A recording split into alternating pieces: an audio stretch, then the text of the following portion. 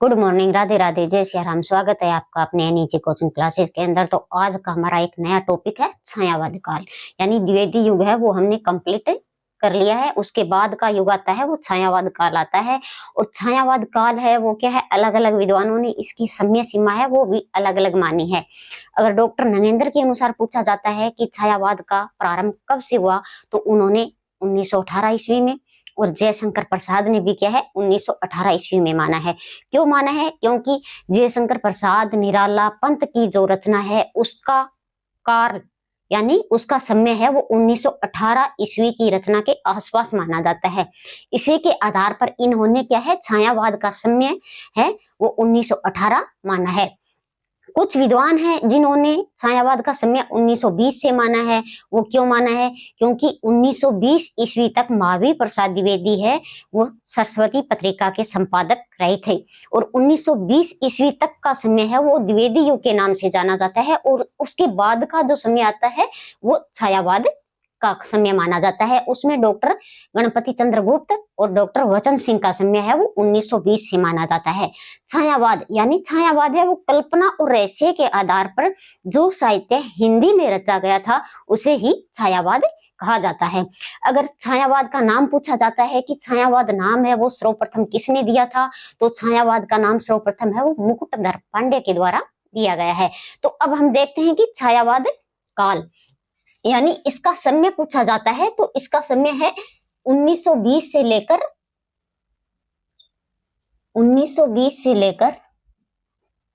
1936 ईस्वी तक है,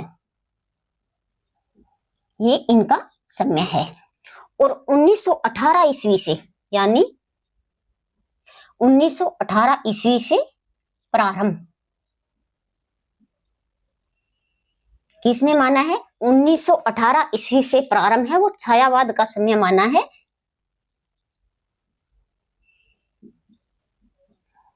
छायावाद का समय डॉक्टर नगेंद्र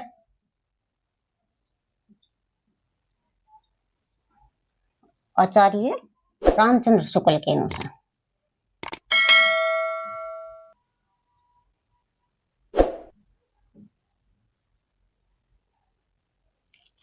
और 1920 ईस्वी से पूछा जाता है, 1920 ईस्वी से प्रारंभ ये समय माना है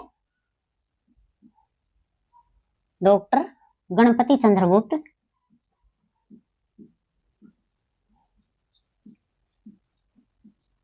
और वचन सिंह के अनुसार।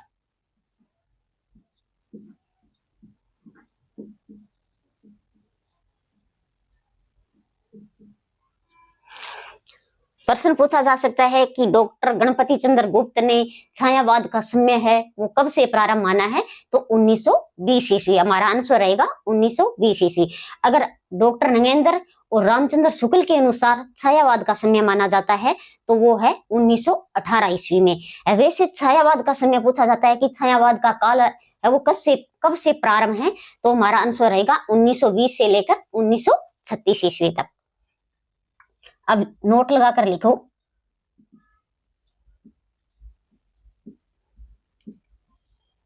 कल्पना व रहस्य के आधार पर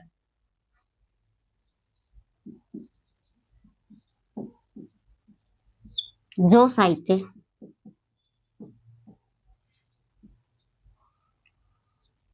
हिंदी में रचा गया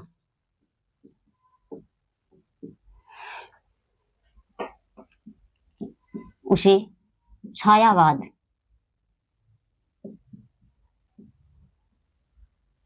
कहा जाता है।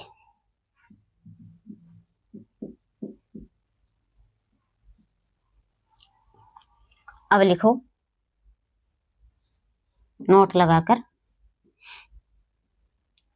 1918 ईस्वी से प्रारंभ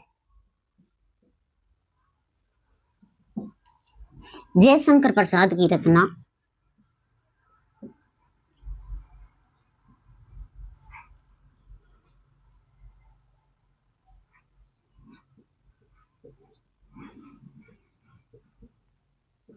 रचना सर्वप्रथम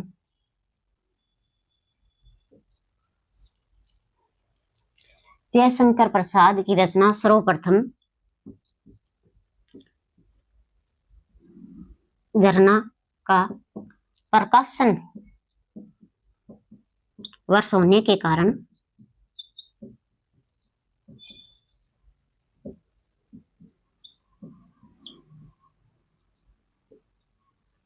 डॉक्टर नगेंद्र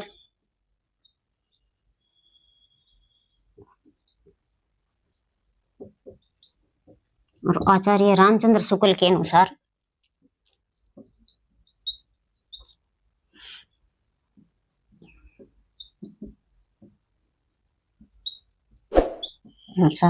छायावाद का समय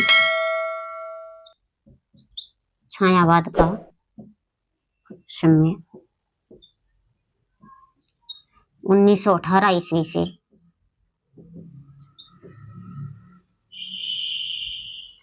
प्रारंभ माना है। अब नोट लगाकर लिखो 1920 ईस्वी में 1920 ईस्वी तक महावीर प्रसाद द्विवेदी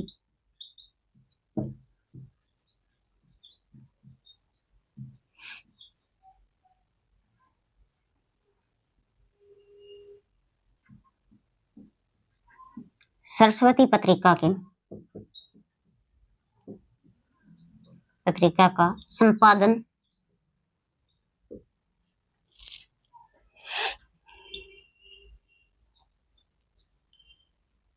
किया। यानी 1920 ईस्वी तक महावीर प्रसाद द्विवेदी है वो सरस्वती पत्रिका के संपादक रहे या संपादन किया। संपादक रहे लिख लो, संपादक रहे।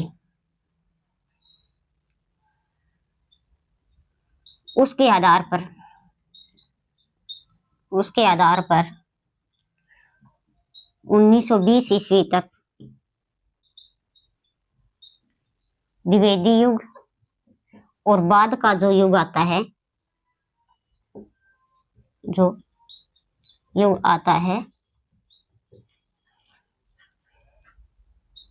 उसको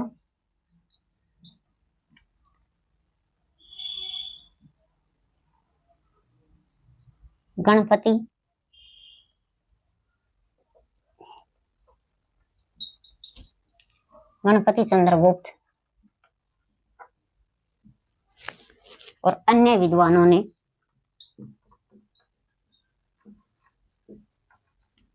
इसका समय माना है।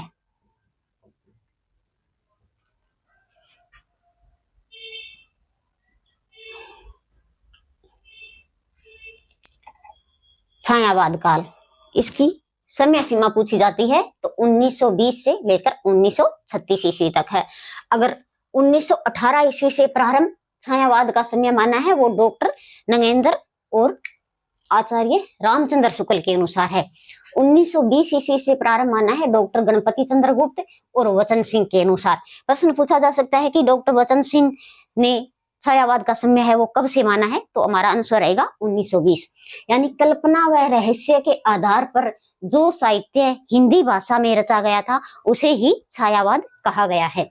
1918 ईस्वी से प्रारंभ, क्योंकि जयशंकर प्रसाद की जो रचना सर्वप्रथम झरना, कौन सी रचना है? झरना, इसका प्रकाशन वर्ष है वो 1918 ईस्वी में हुआ था और इसी रचना को आधार मानकर डॉक्टर नगेंद्र और जयशंकर प्रसाद आचार्य रामचंद्र शुक्ल ने इसका समय है वो 1918 से प्रारंभ माना है। अब 1920 यानी 1920 ईस्वी तक महावीर प्रसाद द्विवेदी ये सरस्वती पत्रिका के संपादक रहे थे, 1920 तक रहे थे। और इसके बाद का जो समय आता है तो डॉक्टर गणपति चंद्रगुप्त या अन्य विद्वानों ने इसी आधार पर कि 1920 तक तो द्विवेदी युग रहता है और उसके बाद का जो समय आता है वो छायावाद युग प्रारंभ होता है, इसके आधार पर उन्होंने 1920 माना है। तो एक बार आप क्या है स्क्रीनशॉट ले सकते हो।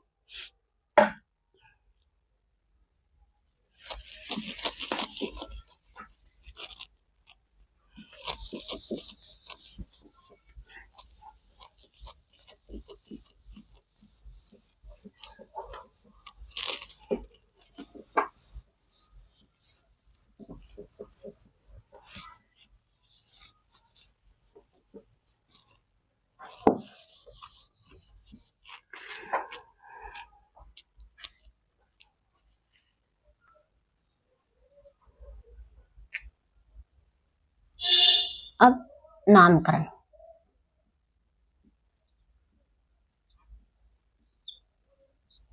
यानी छायावाद का नाम है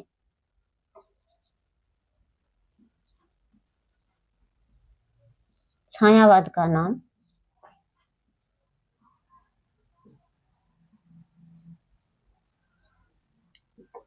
सर्वप्रथम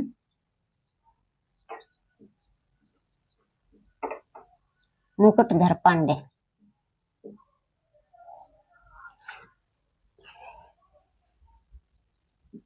के द्वारा दिया गया है।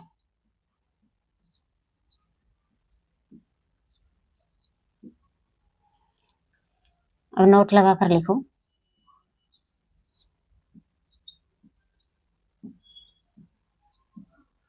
जबलपुर से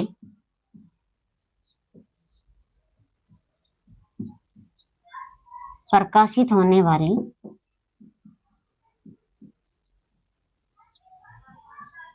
श्री शारदा पत्रिका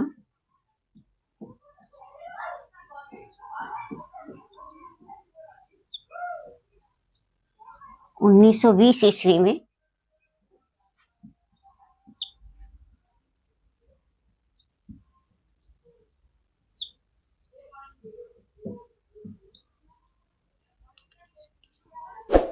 हिंदी छायावाद के नाम से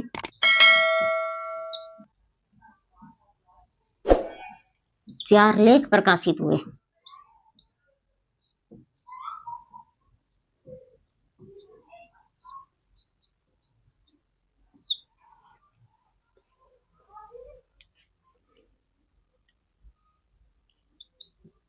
और इन्हीं के आधार पर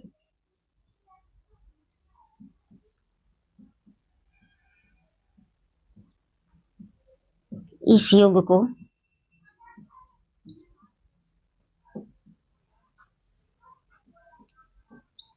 छायावाद कहा गया है। कहा गया है। अब नोट लगा के लिखो।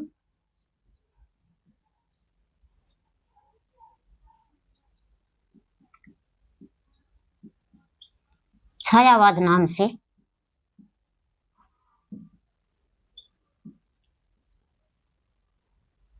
एक अन्य लेख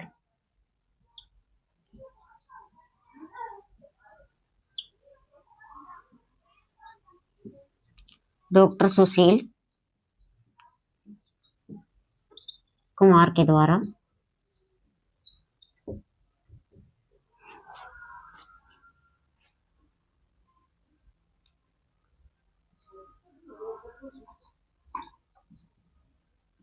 प्रकाशित करवाया गया।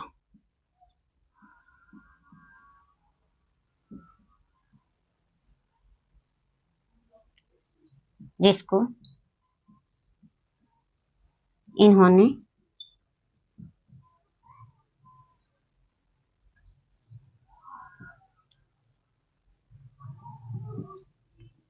अस्पष्टतावाद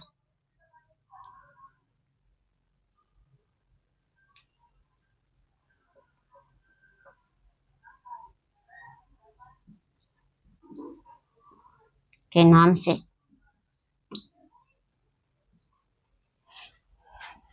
संबोधित किया।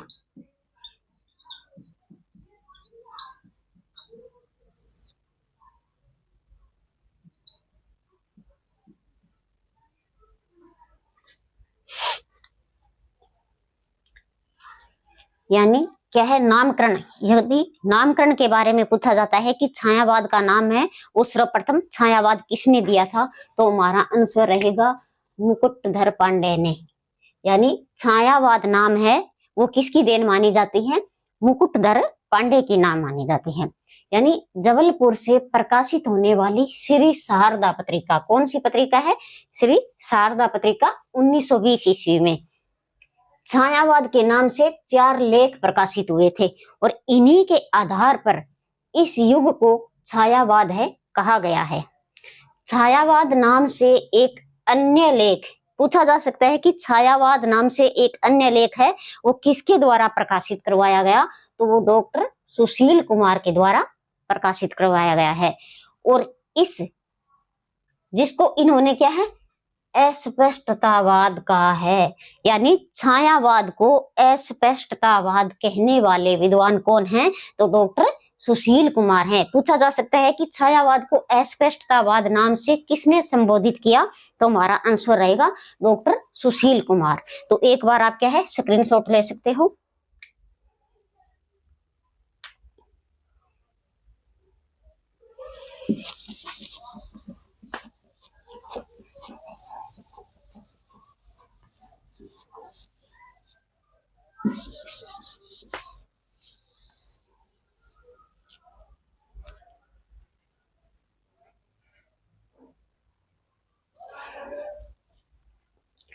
अब हम छायावाद की परिभाषा देखते हैं कि कौन कौन से विद्वान हैं, उन्होंने छायावाद को कौन सी परिभाषा दी है। यहाँ परिभाषा से प्रश्न पूछा जा सकता है।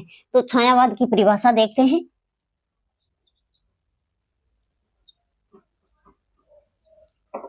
छायावाद की परिभाषा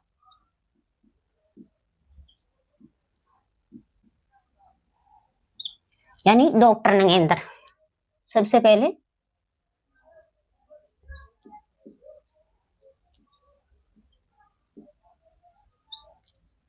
डॉक्टर नगेंद्र ने छायावाद को क्या कहा है?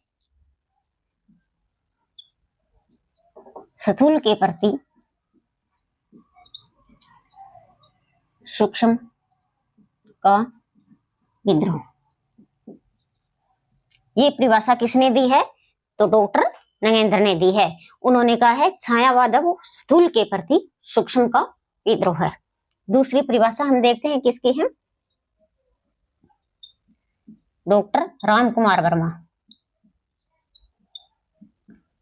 डॉक्टर राम कुमार वर्मा क्या कहते हैं कि जब आत्मा की छाया है वो परमात्मा पर, और परमात्मा की छाया जब आत्मा पर पड़ती है तभी क्या है छायावाद की सृष्टि होती है।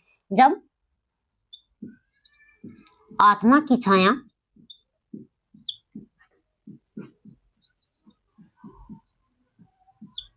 परमात्मा पर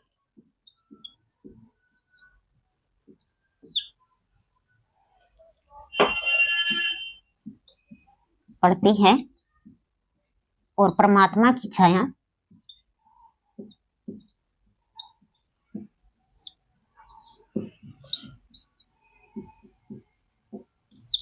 आत्मा पर पड़ती है,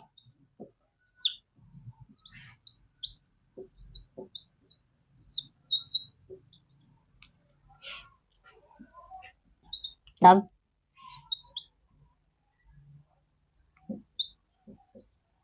छायावाद की सृष्टि होती है। ये परिभाषा किसने दी है? डॉक्टर राम कुमार वर्मा ने। अब अगली परिभाषा हम देखते हैं महादेवी वर्मा।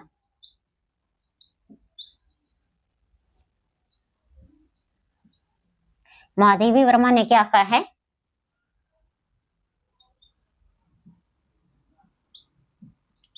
छायावाद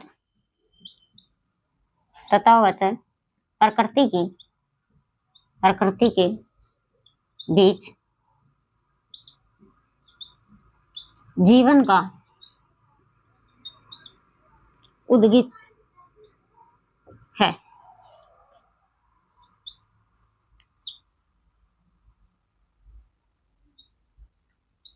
उसका मर्म सर्वात्मक है। ये परिभाषा किसने दी है? तो ये महादेवी वर्मा ने दी है। सर्वोत्तम है।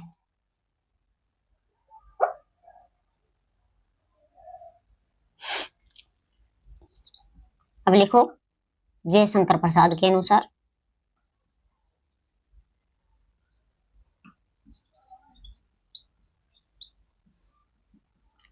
जयशंकर प्रसाद ने क्या कहा है? जब वेदना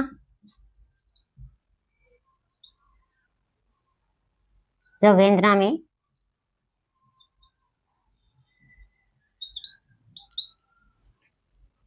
छायावाद की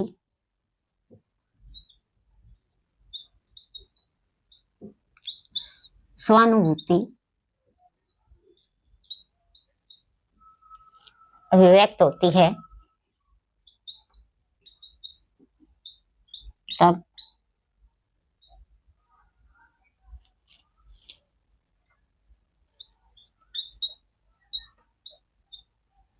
तब छायावाद को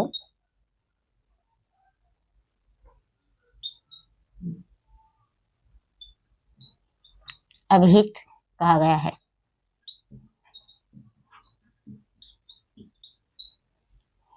ये परिभाषा किसकी है? जयशंकर प्रसाद की है।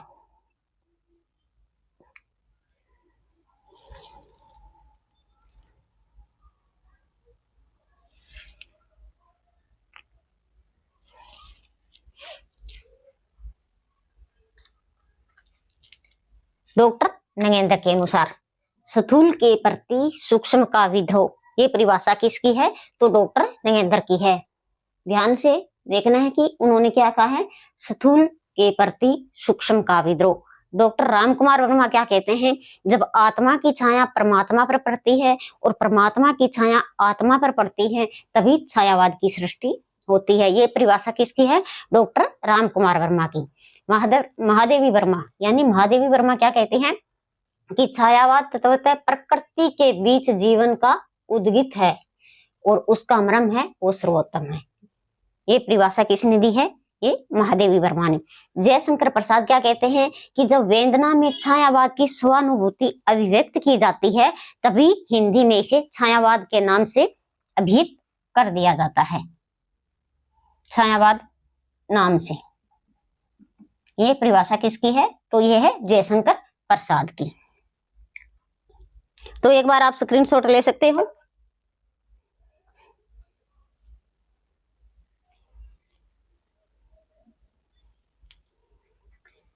यहाँ सर्वोत्तमवाद लिख लेना, सर्वोत्तमवाद है।